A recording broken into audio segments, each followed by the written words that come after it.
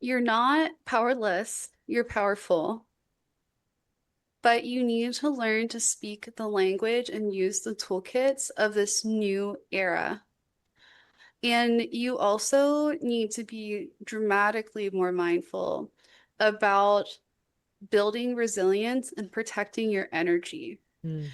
Welcome to the Leading Through Crisis podcast, brought to you by Revisionary, exploring resilient leadership in a world of constant change.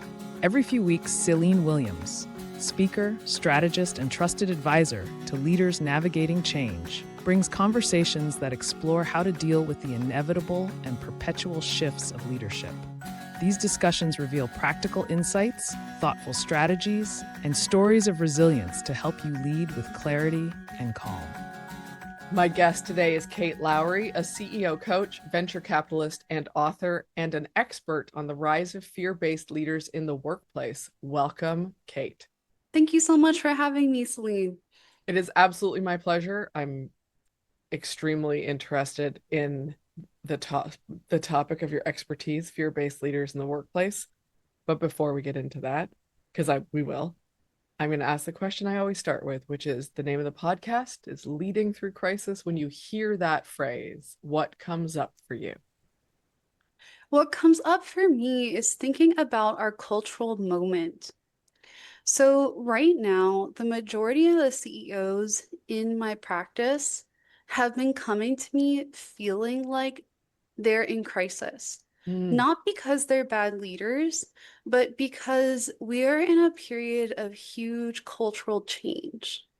There's mhm, a lot of macroeconomic volatility. We're seeing a new type of leadership emerge. Especially in the US right now, social systems are changing, political systems are changing, economic systems are changing. And that means that for better or worse, a lot of people are in upregulated states right now, and they need some help learning new skills to deal with the new moment. mm. Yeah.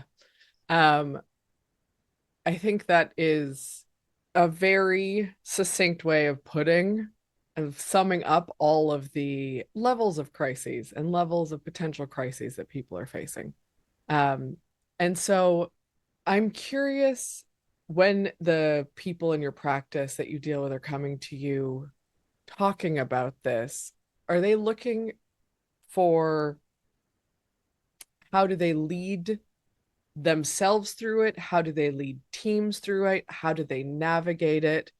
I ask because those layers of crises, it could be overwhelming to be facing or trying to navigate all of that.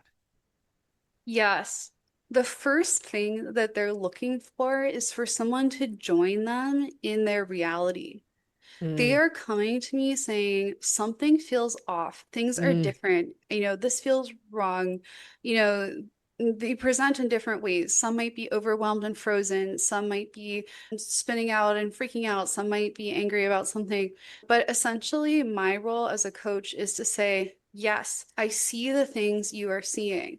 You are not alone. Your reactions make sense. And then I reground them and anchor them into the ground.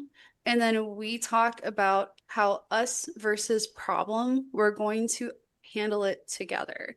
mm, And for a lot of leaders, there's a sense of denial in the water. In the mm, US right now, there are a lot of people saying, everything's fine. It's not a big cultural shift. Things aren't different. Everything will be okay. And so it's actually really important. There's at least one person in their life like me who says, you know what, we are headed into a more difficult fundraising environment. So I want you to fundraise early, fundraise now, not later. I want mm. you to fundraise 50% more than you normally would, because we may end up with some inflation, we may end up with currency devaluation, and not enough advisors are joining them in their reality to help them strategize about things like that. That's really interesting that there is that level of denial of the reality of what's happening or the potential fallout from the reality of what's happening. It's interesting that there's that amount of denial happening with the very clear cultural shifts that are happening not only in the US, but on a global scale as well. Yeah, it is so interesting because technologically we're seeing the AI boom. That is a Yeah. huge change. From my perspective, we're seeing a rise in a new style of leadership, which is kind of a gloves off era of permissiveness to be all about ambition and power without caring about the humanity in your workforce. What I have noticed is that people's overall capacity is very low. It's Mm, not that they don't want to engage in reality, it's that systematically they can't hold space for all of it. mm. And so it almost creates an allergic reaction or a bounce off their forehead That's like right. level of aversion to admitting what's there. And Yeah. my book is about saying, no, actually, this is a new reality, and new realities require new skill sets. What I want to tell you is that you can thrive, even though this looks really different than what you're used to. But Mm, you have to learn the skills to help you get there. yeah. So I want to both ask about the book and the thriving and the skills to get there, and also, and maybe there's a link, so you can tell me, but also what you mentioned about what you're observing around the gloves off leadership Yeah. and how that's showing up. I would really like to ask about both things, and I'm not sure which one to start with. Yeah. So we are seeing something really different. And I started noticing this past winter. It was around February, and a few things stuck out to me. I was going to Silicon Valley events, and my peers were all saying the same thing. I Mm, have a really difficult manager. I don't know what to do with this person. I can't find someplace better, but where I am is terrible. And it was this palpable sense that they were jumping from the frying pan into the fire. And mm, these were highly credentialed, very intelligent people, people from Ivy League schools, people from Google, people from Facebook. So that is very different than 10 years ago when people were going, I love working at tech giants. Like everything is great. The work-life balance is amazing, blah, blah, blah. yeah. And then I also started to notice my clients and peers going, whoa, something is different. I don't know what to do. But I was fine. That's when I realized I had a toolkit that they didn't. And because I had grown up around cruel, hierarchical, difficult people, and then had many bosses like that in my careers in private equity and startups and big tech, I've essentially run decades of experiments on these types of leaders who say, I'm going to extract value from you. I don't care Mm, if you die at your desk. I don't care if you burn out. It's just about extracting value. I don't mm, like your humanness. It's messy. I don't like that you have emotions. I don't like that you have needs. I mm, wish you could just be machines. And it sounds really strange, but 10 years ago, CEOs could never say that. And now they're going, get in line or get out. And that's yeah. very, very different. So you noticed, observed that you had a different skill set based on your history to navigate this. How did that show up for you? What did you do with that? Because you really started to notice this coming up more earlier this year. Yeah. And I didn't know I would write a book this year, but I sure ended up writing one Great. because I went, oh no, these people don't have these skills. They really need these skills. Um, and I wanted to make sure that there was a resource available so that people did not feel alone. Because these Mm, types of leaders will tell you, I'm powerful, you're powerless, you're nothing without me, resistance is futile. They feed you a load of bunk that mhm, makes you say, I am so by myself, that it is hopeless. The only thing I can do is submit. And for me, like any day that someone feels alone in the face of a bully is a day too long, which is why I'm doing a million podcasts to help people know this book exists, because it turns out that when people use fear-based tactics, it makes them really predictable. And when people are really predictable, upward management tactics work very reliably on them. And so if you can learn to understand how they think and how they make decisions, there is kind of a big toolbox of tactics that you can use as, maybe to say it crudely, like a crap umbrella. Yeah. You can crap on you, but it just spills over the sides because in your place, you are safe, you are dry, you are warm. Yes. So I'm extremely curious about what some of the predictable behaviors or tactics that leaders who are people, not only leaders, but people who are acting this way or leaders who are leading this way, what some of those look like. Because there may be people listening or watching who are like, maybe that's what I'm dealing with, but I'm not 100% sure. Yeah. So some clues you may be dealing with a fear-based leader. You get a particular feeling around them. If you feel like you have to walk on eggshells, like you have to tiptoe around them, that's probably a reason that someone is using fear-based tactics on you. If you see someone using shame to motivate, trying to belittle others, trying to manipulate people to do their bidding, those are also fear-based tactics. And so one of the first things I say in my book is that first you have to lock down your information. Hmm. They weaponize information against you. So one of the first protective things you can do is never tell them what you actually care about. Because Hmm. if you say, oh man, I'm so excited to go on vacation to Hawaii, or I really want to go to my kid's Little League game this Friday, then they will control you by making you work late so you don't go to the Little League game. Or they'll say, no, you have to work through your whole vacation, Hmm. whatever it is. Yeah, that's that makes a ton of sense. And I appreciate the examples because that I think that helps people. And one of my biggest pet peeves is leaders that shame the people around them. It is, and it's, I think it can be exceptionally insidious and covert. Some leaders are really masterful at doing that in a covert way. Yeah, one of the other things I say is you have to be inert around them. That sounds strange, a person being inert, but like you have to kind of be like the most boring thing in the landscape. Be Yeah. like a gray rock. You can kick a rock, you can yell at a rock, it's still just a rock. Hmm. And the thing is, leaders like this feed on reactions, they feed on attention. So if kicking you is really boring, eventually they're going to kick someone else. Yeah. Um, but you have to know how to make it boring, right? Yes. Um, I assume that these are some of the skills that you go into in your book is like how to be a boring rock. Right. If you had to pick the again, I want to dig more into the fear-based leaders and also want to ask the question around like what is the number one tip or trick you would give someone who is dealing with a fear-based leader?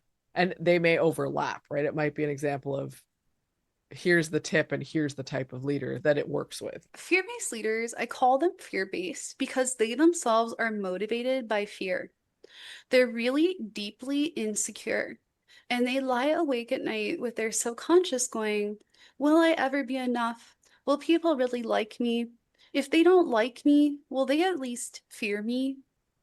And Hmm. because fear gets them out of bed in the morning, it's the only way they know how to motivate others. Can And I ask you a so, question mm, about that very quickly? In your experience, do those leaders know that they are motivated by fear? Like, is it a conscious? Okay, you're shaking your head no. So great. one of the chapters in my book is called something like Arrogance is Blinding. So if you ask these leaders, they will say, I'm on top of the world. Yeah. I have Okay. money. I have power. Everyone bow down before me. And in their mind, there's no such thing as equality. Right. They see themselves as either stepping on others or being stepped on. And so their goal is to always be stepping on others Right. because that's protective for them. Hmm. And so they say, I am on a pedestal, you are all below me. And when you kind of anoint yourself as king, they go, I am a king. Being a king is good. But inside they're really insecure. And the tactics in my book play on their insecurities. Hmm. So one of the things that I say is availability and responsiveness is leverage. If you want to have leverage over a fear-based leader, don't be available. And you can come back the next day and go, oh, my phone broke, or I was out of service, or I was on a flight, or whatever it is you want to say. But in the 8 or 10 hours that you don't respond while they're having tantrums or whatever they're doing, it makes them spin out. Am I really important? Why aren't they showing me the deference I deserve? Rah, rah, rah, rah. Yeah. And so, yeah, but they don't realize consciously that that's what they're like. My assumption was that they don't realize consciously, which leads me, and I appreciate that example. And that I think that's a great tip, by the way, is to not be available whenever they need you, because that presumably helps reinforce their idea that they are king because people respond to them quickly. So I think that's a great example. And the follow up that I would have to that is if they are not aware of their own insecurities and that they are motivated by fear, are they aware that they are leading with fear? Is this a situation that, in your experience, this is just what good leaders do, or whatever they're telling themselves? They see themselves as powerful. They definitely know that people are afraid because they like to see people jump. But if you ask them, do you motivate with fear? They will say, no, my people love me. They do exactly what I want because I am adored. And that's why I think it's very funny that if fear-based leaders read my book, their arrogance blinds them from being Mhm. able to see that they themselves are a fear-based leader because Yeah. no one wants to admit that they are motivated by fear. Yes, I love that you went there. That's kind of where my curiosity was leading me, was like, I would imagine that fear-based leaders, while they might find your book interesting, are never going to be like, oh my gosh, that's what I'm doing. I might need to change my behavior. They're like, well, that's definitely not me. My people Yeah, love me, or whatever it is. exactly. And that's what makes writing a book like this so fun. There's a chapter in it called Don't Buy Milk at the Hardware Store. Uh, Great and chapter. the idea is that if you go to a hardware store to buy milk, you will always be disappointed. Hmm. And fear-based leaders are like the hardware store. You have to know what they're capable of selling. They aren't capable of empathy or compassion or being considerate or showing you that you're valued or expressing appreciation, but they are capable of a lot of other things. They're capable of using leverage, being transactional, rewarding you with certain things that you want if you know how to buy those things from them. And Yeah. so part of this is just like you were talking about with denial about the macro environment right now. You have to admit that, yeah, you're around a fear-based leader. And then once you do, you can meet them where they're at and get a lot of your needs met. So I have seen a number of leaders over the years in the work that I do that, as an outside person, I've also experienced this on teams, but I've observed it a lot more as an outsider, who I would say are fear-based leaders. You know, based on this conversation, I would say I think they probably fall into all of those categories. Mhm. And they were masterful at feigning maybe empathy. So they really hooked people at the beginning, or in the right moments were able to act like they were compassionate or caring or whatever the case may be. Almost like then they could justify the fear based leadership the rest of the time, right? Because they cared in that moment. And I'm curious, one, have you seen that? And if you have, how can people notice that or be aware of it? Or are there signs for things like that? Yeah. So fear-based leaders can be very smooth talkers. They are often really good at manipulating people because they size people up very quickly. Mm, They will use what they learn to put a shiny face forward. mm, Then they will show their real face after someone has signed an employment contract or has agreed to marry them or, whatever the situation is. hmm And in my book, there's a chapter about how to diligence. So, I come from venture capital and private equity, where you have to diligence companies before you invest money in them. And that hmm means studying whether the company is worth investing time and money in.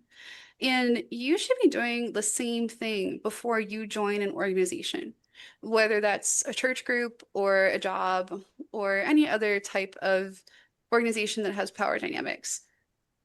And a really good way to tell if someone is a fear-based leader is by asking for specific examples of times when a leader has done something. Tell me about what happens when people make mistakes on your team.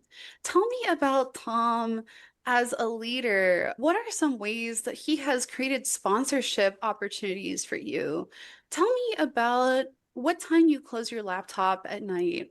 And if you get generic feedback back, Tom is great. I love working for him. Oh, like Avnish is such a good leader. You should totally join. That is a warning sign. If people are genuinely good leaders, they will have a bunch of examples. Oh, when I had my baby, this person sent me a gift basket and he didn't make me send any emails for the 3 months I was off. Or when I first joined the team, this person checked on me every single day to make sure that I was okay. And so if you get told that someone is great with no specifics, be concerned. Yeah, I love that.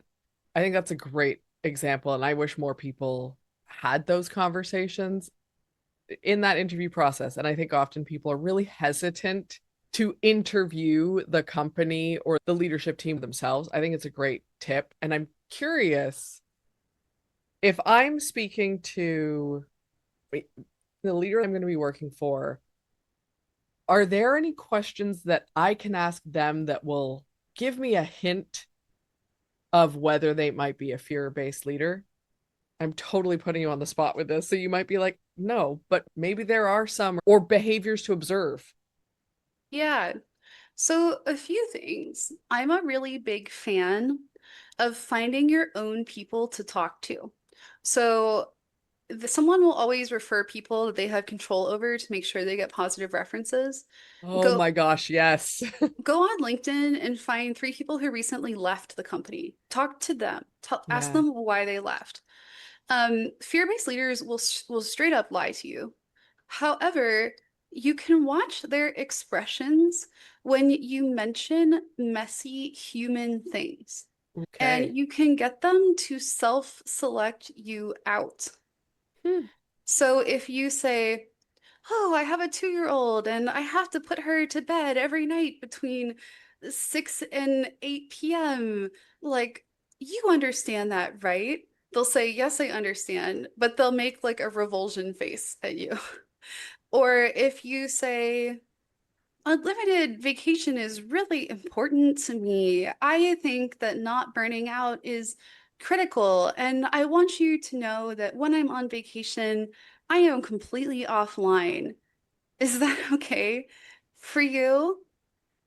And they will either make a face or nod or pretend, but more likely you'll hit one of their trigger buttons, which Mm. is you people just aren't committed anymore. People don't understand the meaning of work these days. That's, Blah, blah, blah, blah, blah, blah, blah. So you can set them some tripwires and see if they fall for it. I think those are great examples. And my instinct would be to ask about mistakes that they've made, Mhm. not their team, but like that they've made and how they've recovered or what they learned, um, and see how they respond to that. I have had fear-based leaders say to me, oh, I don't make mistakes. That's exactly like, okay, You can definitely ask them that.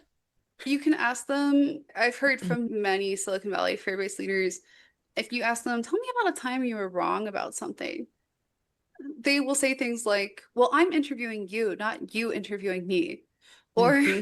or they'll say, well, I'm just right about things all the time. 99% of the time I'm right. And so you'll see their arrogance pop out. Oh, yeah. That's And quite an so like answer. yeah, but I've had people tell me that repeatedly. So they don't realize that that's not a normal thing to say. That is one of the most interesting things is to think like it's totally normal to be like, I'm right all the time. What are you talking about?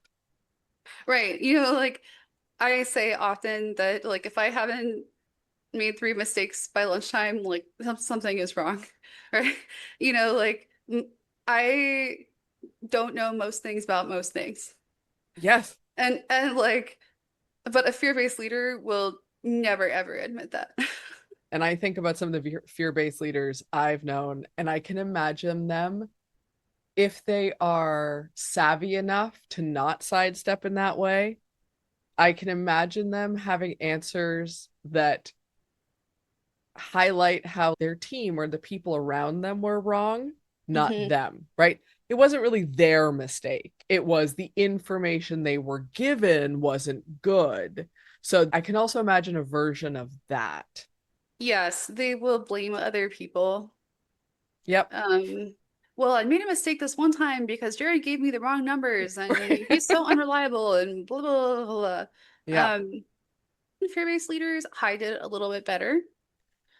Can you tell me a little bit more about maybe some of the gender differences that may show up? Because I think to your point, there are differences, and it might be easier to recognize certain behaviors and overlook others. And some of it may be gender based, some of it might not be, but it sounds like at least some are. There are differences typically in gender presentation with fear-based leaders. Um, Male fear-based leaders are unapologetically, bombastically arrogant. They tend to have a more pushy, aggressive, in your face. I'm a business shark. I'm Mm. going to conquer. I'm going to tear down. I'm going to destroy type of attitude. Yeah. You have seen some people in Silicon Valley, where I'm from, where a fear-based leader will say, this person gave me bad media coverage of my company. I'm going to sue Gawker out of existence. Or this person gave me bad coverage. They're my enemy now. I'm going to buy the newspaper and they will never have bad coverage again. They Yeah. tend to be much more about territory and posturing. Almost think of like gorillas in the jungle, like pounding their chest. Mm-hmm. Female fear-based leaders tend to be masters of shame, guilt tripping, and manipulation. Okay. They will say things like, well, I guess I'm going to have to do all of this myself because you guys just don't know how to get it together. Mm-hmm. Or like, well, this is just me doing this again because no one else knows how to do anything around me. It's a much more, I'm the victim. Like, they will lash out. They will insult people. They will name call. They will press lots of buttons. But because society doesn't allow quite for the same range of behavior from them, they can be a little bit more toned down. Yeah. I love that example. I think, and I appreciate you saying it because the socialization of little boys and little girls, and I'm saying that on purpose because they are when children are young, they are socialized in very specific ways based on how they present. Little girls are socialized to be good and quiet and not say things out loud. And so it makes sense that females tend to be more covert or positioning themselves as victims because they're socialized to be the good girl and to be polite and to be to please people overall. And so I think it makes sense, and it's important. It's an important distinction for people to be aware of.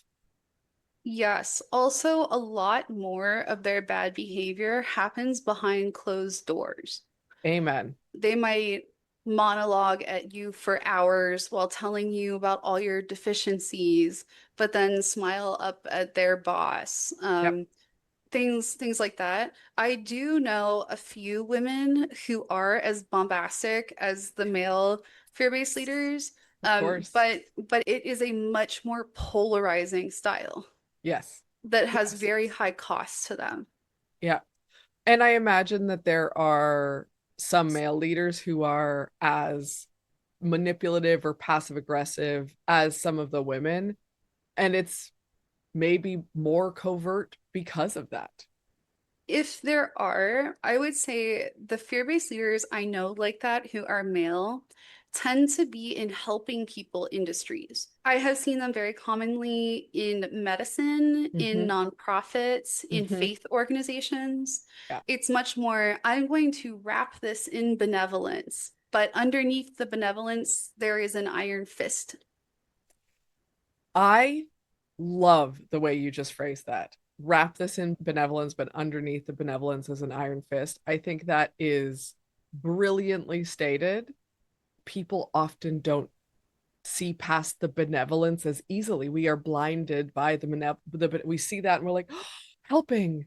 And I think it's a wonderful turn of phrase. Yeah, in my book, there is a chapter, I think it's called False Generosity is Not Generosity. Um, it's something like that. Essentially, fear-based leaders can do things that look generous. Mm-hmm. However, they come with invisible strings. Mm-hmm. It's always a, well, I gave you a car, so you owe me all of your devotion forever because I'm the best CEO in the world, types of expectations tied to stuff. Yeah. So if a fear-based leader ever tries to give you something, know that it comes with an invisible contract. And they will definitely ask you for what they want in return in short order. Yes. It reminds me of when people don't state expectation. And I'm full disclosure, I'm not a person. I know there's lots of people who hate the concept of expectations, and they've been demonized, and I fully understand that. I'm not that person because we have expectations no matter what. So to pretend they don't exist for me doesn't make a lot of sense. But when we don't explicitly acknowledge and state our expectations out loud and make sure that we're on the same page with someone about those expectations, we end up with what I call ghost expectations, which then drive, as I almost knock my mic, which drive behavior in a specific way. And we end up disappointed, or there's these strings that we don't know are there. If you're not really sure what you're signing up for, then there are probably strings in the background that will be pulled at some point.